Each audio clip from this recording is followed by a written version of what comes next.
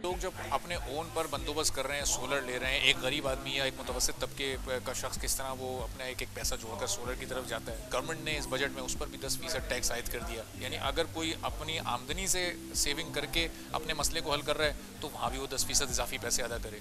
अब देखें ना कि जो हुकूमत की मिसाल तो ये होती है ना, रियासत को क्या कहा जाता है, वो तो एक माँ का होती है ना।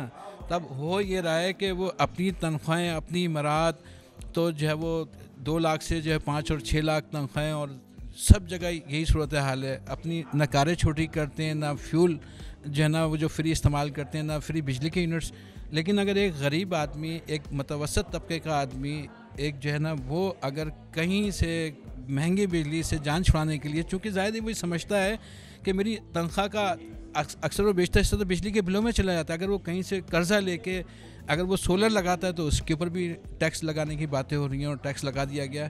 और मैं ये भी बात बता दूं कि ये भी एक आम मुतवसत तबके के उसके यानी जैसे कहते हैं ना कि रीच में भी नहीं है कि वो सोलर पे भी 5-6 लाख रुपए खर्चा कर सके।